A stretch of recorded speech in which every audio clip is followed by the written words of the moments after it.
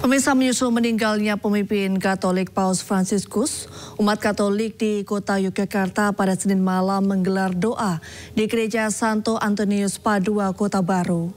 Umat mengaku sangat kehilangan atas wafatnya sosok Paus yang sederhana dan menjaga cinta kasih.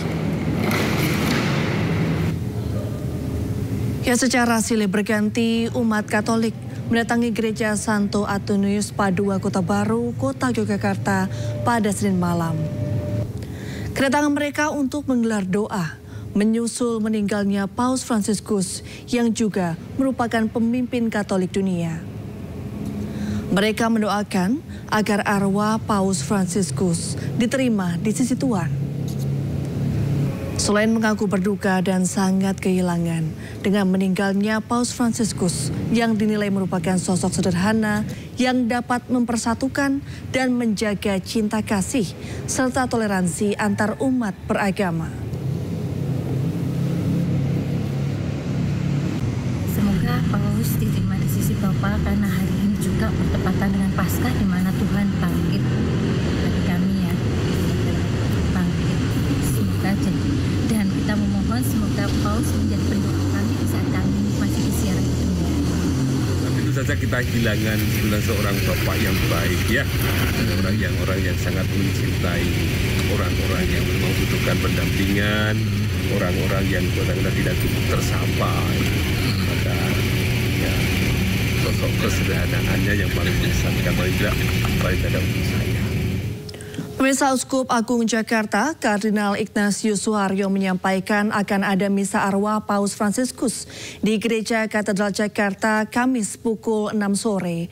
Kardinal Suharyo juga mengimbau umat Katolik di Indonesia untuk mengadakan doa arwah di paroki masing-masing.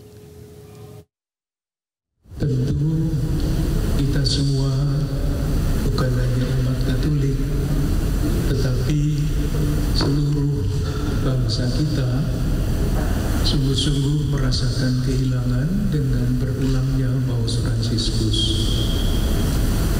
Ini saya rasakan dengan banyaknya pertanyaan-pertanyaan dan ucapan bela duka dari para sahabat dari latar belakang apapun yang sejak tadi sekitar jam 4 waktu Indonesia bagian Barat membuat telepon saya berbunyi terus dengan ucapan-ucapan bela duka itu. Terima kasih kepada bapak-bapak, ibu-ibu, saudara-saudara sekalian. Informasi yang disampaikan oleh Duta Besar Vatikan untuk Indonesia adalah masa berkabung di Vatikan itu 9 hari. Jadi 9 hari sejak hari ini baru akan dilaksanakan pemakaman. Sementara itu pemilihan paus yang baru itu mesti dilaksanakan 15 hari sesudah paus meninggal. Jadi bisa dihitung kira-kira 9 hari, hari ke-10 itu yang mana, hari apa, lalu konklav itu akan diadakan dalam waktu 15 hari sesudah wafat. Berapa lama konklav itu akan berlangsung tergantung dari keadaan. Besok Kamis sore akan ada misa arwah di Gereja Katedral jam 6 sore. Dan diharapkan paroki-paroki di seluruh Keuskupan Agung Jakarta juga akan mengadakan doa-doa arwah di parokinya masing-masing. Yang sangat mencolok dalam pribadi Paus Fransiskus adalah kesederhanaannya. Kesederhanaan itu tercermin juga di dalam yang tadi ditanyakan, simplifikasi penyederhanaan upacara pemakaman Paus. Jadi bukan hanya ketika beliau masih ada di antara kita, beliau itu sederhana, tetapi bahkan ketika beliau sudah berpulang, tidak ingin upacara pemakamannya itu menampilkan kemegahan. Mungkin baik kalau masih dikatakan bukan kemegahan, tetapi keagungan. Beda. Dan keagungan itu justru itulah yang tampak di dalam pribadi Paus Fransiskus. Jadi beliau itu agung, mulia, bukan karena kekuasaan yang beliau punya sebagai kepala negara, tetapi justru kesederhanaannya, dan kesederhanaan itu tampak di dalam. Pemirsa, pemimpin tertinggi agama Katolik dunia Paus Fransiskus tutup usia pada pukul 7.35 waktu setempat. Dan umat Katolik akan menjalankan 9 hari masa berkabung. Dan berikut potongan dialog Breaking News bersama Trias Kuncayono, Duta Besar Indonesia untuk Vatikan.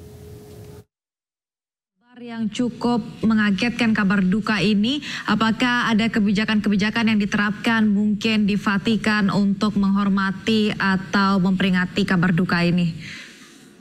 Ya, karena kabar duka itu beredar tadi jam 10-an ya, meskipun Paus meninggal pada pukul 7.35. Ya, saat ini kan sedang hari bagian tahun jubileum, jadi pasti begitu banyak peziarah yang hadir, yang datang ke Tata Suci Vatikan, dan itu hari-hari, tiap hari banyak orang yang mengundi Tata Suci, mengundi Vatikan untuk masuk ke Porta Santa, pintu suci, masuk Basilika. Jadi tentu ada perubahan-perubahan yang akan terjadi di sana, ya, dia akan diatur ulang, karena mungkin bisa jadi nanti pintu suci tidak akan disingkirkan, karena tidak bisa lagi ketika nanti jenazah Paus ada di Basilika, itu tidak bisa masuk lagi, dan umat ada di halaman lapangan Santo Petrus.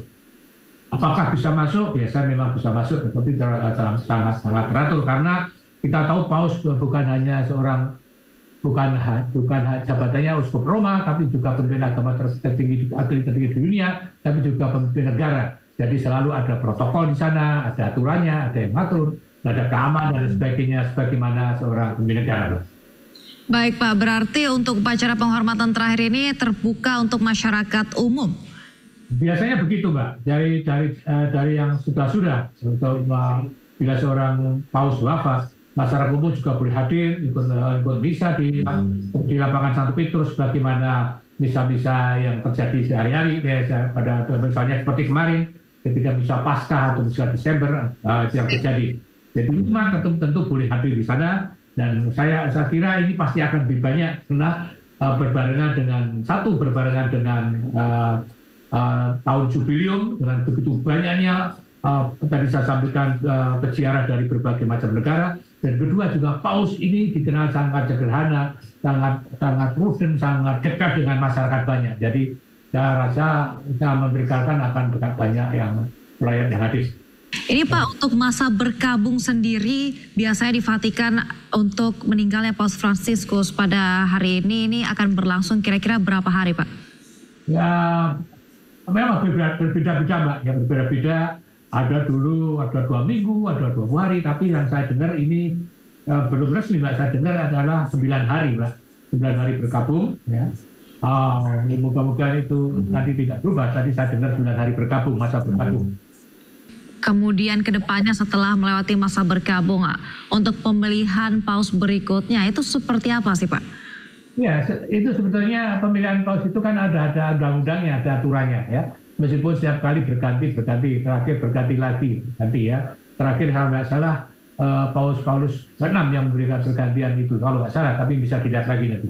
Nah itu memang artinya yang saya katakan, ada masanya, dan saya sampaikan pemilihan Paus dilakukan pernah 20 hari setelah Paus meninggal diadakan pemilihan ya. Ada yang kemudian ada lebih dari 20 hari. Tapi yang saya dengar, sekali lagi yang saya dengar ini, barusan saya dengar, akan diadakan 2 minggu setelah Paus wafat. Jadi ini yang barusan saya dengar, moga-moga saya tidak salah. Ya. Moga-moga nanti saya akan cari lebih lanjut pelaksanaannya. Saya dengar 2 minggu setelah Paus wafat. Ya, pemirsa, dunia berduka atas wafatnya Paus Fransiskus, pemimpin tertinggi Gereja Katolik Roma yang meninggal dunia pada Senin pagi pukul 7:30 pagi di usia 88 tahun. Bendera Vatikan dikibarkan setengah tiang di Gedung Kedutaan Besar Vatikan yang berada di Jakarta, Indonesia, yang dikenal sebagai Nunsiatur Apostolik. Bendera setengah tiang dikibarkan sebagai tanda berkabung, ungkapan duka cita atas wafatnya pemimpin umat Katolik sekaligus Kepala Negara Vatikan, Paus Fransiskus. Paus Fransiskus yang meninggal pada Senin hari ini pukul 7:30 pagi di usia 88 tahun. Paus Fransiskus sempat dirawat pada Februari lalu karena menderita penyakit bronkitis kronis dan sempat keluar dari rumah sakit pada 23 Maret lalu.